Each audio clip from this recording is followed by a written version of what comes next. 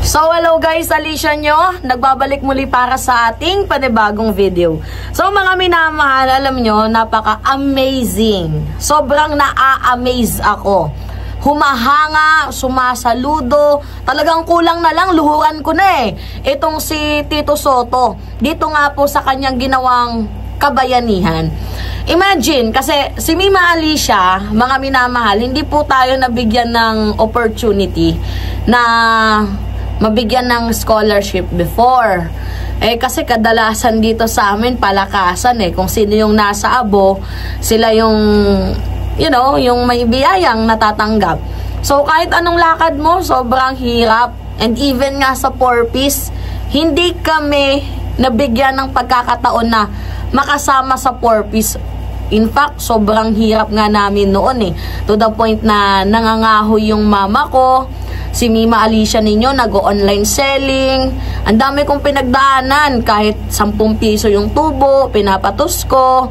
Para lamang po magkaroon ng pangsuporta sa pag-aaral ko. Pero alam ninyo, sobrang swerte ng mga kabataan ngayon. Lalo pat syempre, bukod sa free college law ni Bam Aquino, although naabutan ko naman yung free college law ni Bam Aquino, mga minamahalan, I'm so grateful kasi nakatungtong ako kahit papaano ng second year college.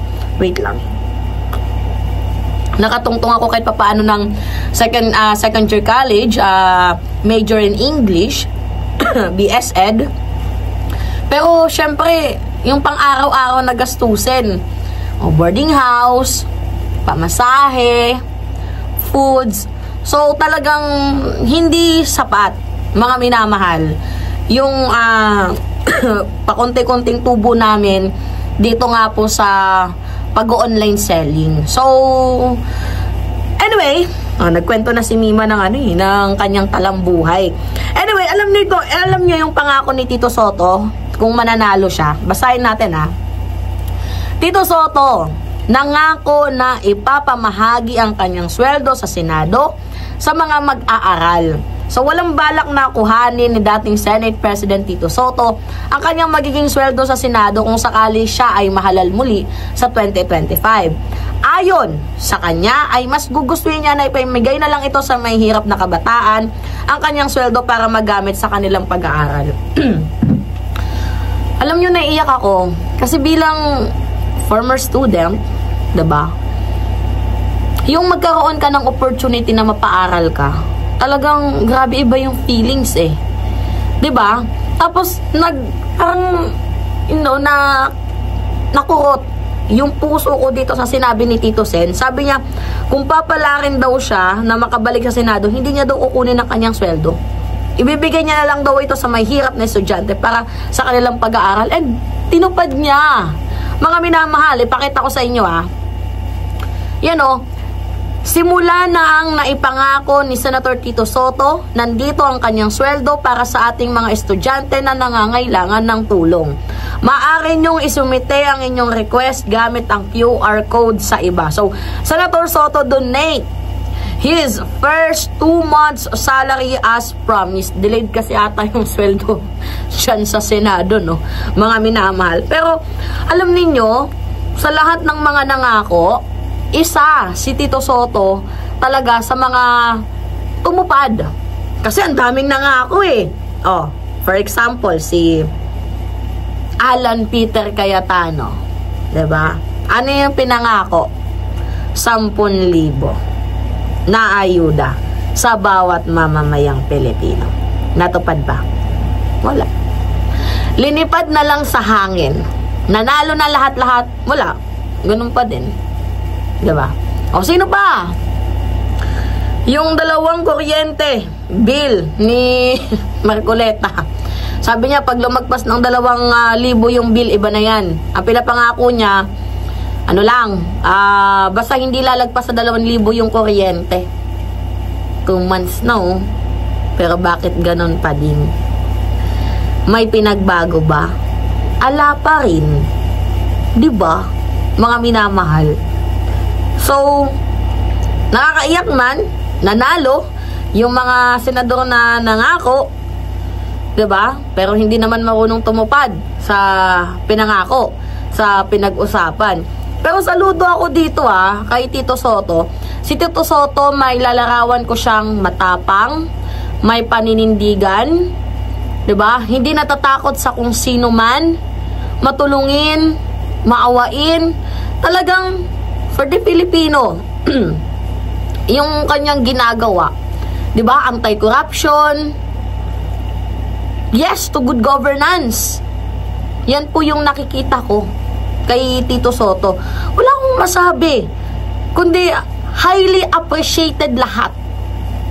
Sa sobrang bait nga ni Tito Sotto, baka kung kaya niya lang gawin, mga minamahal, ampunin lahat ng mga mag-aaral na walang pangtustos. 'Di ba? Yung mga katulad ko na walang pansustento sa pag-aaral. 'Di ba? Although masaya naman tayo sa pre-college loan ni Bam Aquino, pero syempre mga minamahal, ang dami pa ding barriers Malayo yung bahay ninyo sa paaralan, katulad sa akin, baryo pa, dumadaan pa ng dagat, pamasahe, back and forth, foods, transportation, Xerox, ang daming mga hidden na na mga babayaran. Pero malaki ang tulong ng free college law. Pero sa mga salat sa buhay na isang kahig isang tuka lang, yung mga katulad ni Mima, 'di ba? So parang mahihirapan talaga. Kahit anong gustong porsige mo, lalo na kung wala kang support system and wala kang generational wealth, sobrang hirap. Kaya anyway, itong pinangako ni Tito Sotto, sobrang natutuwa ako and na-amaze ako. 'Di ba? Na sana madami pang senador ang tumulad sa kanya. Na sana someday tumaas din yung employment rate natin. 'Di ba? Kasi sa panahon ngayon, ang daming mga graduate pero walang trabaho.